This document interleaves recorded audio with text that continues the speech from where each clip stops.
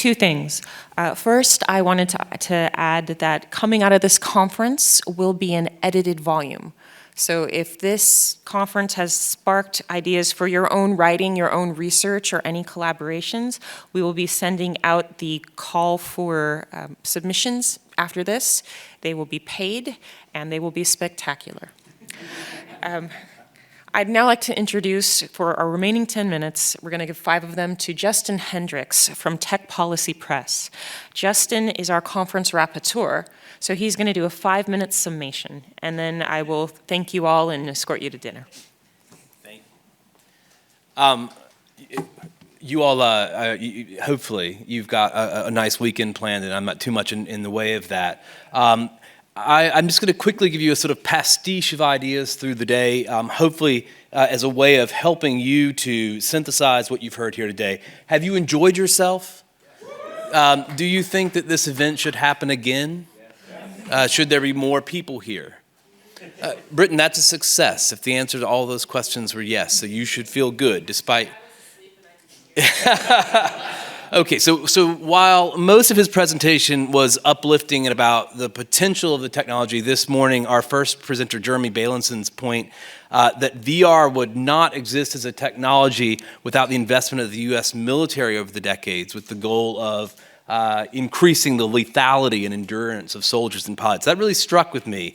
A threat he laid out of individuals using VR to upskill and train for the commission of acts of violence in the real world. Did anybody else find that chilling? I thought that was a chilling way to start the day. But if you thought that was disturbing, you also got to hear Eugene Volokh use the word masturbation several times before noon in that second panel, which was perhaps my favorite. On XR, in the intersection with constitutional and criminal law, we discussed the Bangladesh problem, the problem of jurisdiction, questions about the Fourth Amendment and how the Carpenter decision may impact legal outcomes, the question of what law enforcement can or should do about VR street crime problems. Amy Stepanovich's question about how police may use VR, either for investigative purposes or how they may lurk in metaverse environments, potentially without revealing who they are, as they do right now on social media platforms, including using generative AI images to make their own profiles. Kent Bai took us on a whirlwind tour of thinking about privacy and philosophy and asked us to consider whether we need a philosophy of privacy to inform our thinking about legislation and policy in this area. How do we arrive at that? What framework should win? All of that was based on his deep and broad immersion in the intellectual community of individuals, thinking about these things, hundreds and hundreds of conversations that he's conducted over the years. My favorite session of the day, perhaps, was Mark Limley's session on how new technology, old property laws, he used a straw man question, I think, around the idea of abundance in digital environments to get at some big questions around the implications of XR and property rights, including intellectual property, financial assets, et cetera. We talked about Trekonomics. Tiffany Lee reminded us we're not in a post-scarcity world at all. It's not actually anywhere close to being on the horizon. Michaela asked us to imagine the implications of generative AI for the public domain. The very idea of a post-scarcity world was powerfully challenged, I think. One of the highlights for me of the day by Michael Runningwolf, who, in this room of almost entirely white and certainly privileged people, asked us to think about just precisely who these Silicon Valley visions of abundance are meant to serve. But if things were starting to feel dire, okay, we were then treated to digital talks about the promise of these technologies in medical contexts, as well as some of the complex questions about the intersection with digital health policy. Then in what was perhaps my favorite panel of the day, we got to hear about the European perspective on regulating virtual reality XR, the imperative of having a kind of digital rights, human rights approach to that thinking. Susan Aronson asked us a big question. She said, I think, I'll summarize, I hope, the big question in tech regulation in the future is not about particular technologies, perhaps challenging the premise for the event slightly. It's about how much data sharing can we do without harms, without all the advantages accruing to a few small companies and giving them unassailable advantage and undermining the very idea of the public. Avi gave us a deeper understanding of how our eyes work. I didn't know any of that stuff.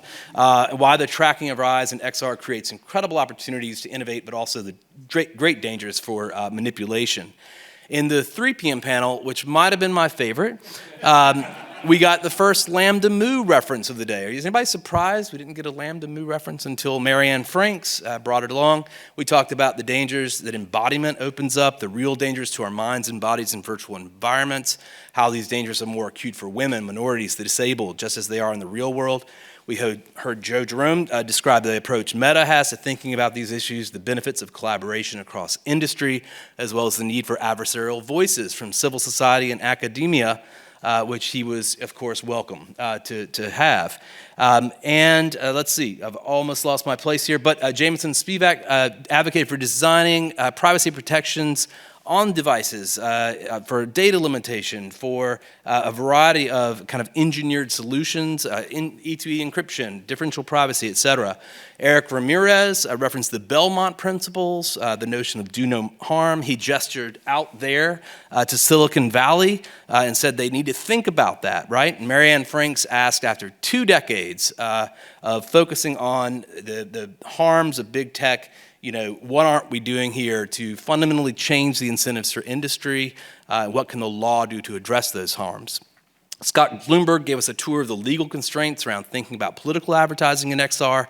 Mark Miller gave us, I thought, a great technical brief, provocation, I think, about the scary good accuracy of technologies like motion tracking and the incredible and potentially dangerous inferences they make possible. Then we got to my favorite panel of the day, generative content, XR AI, where Britton challenged us to recognize the complex questions about user-generated content. Kim and Henry introduced us to the mind-bending potential and potential threat of synthetic media. Britton asked us to think about what is the remedy when our data is extracted from us without our consent. And then Berkman and Eli told us where to find the money, which was really my favorite panel of the day. And I look forward to talking to them about this after that. Nate Persley asked a question earlier.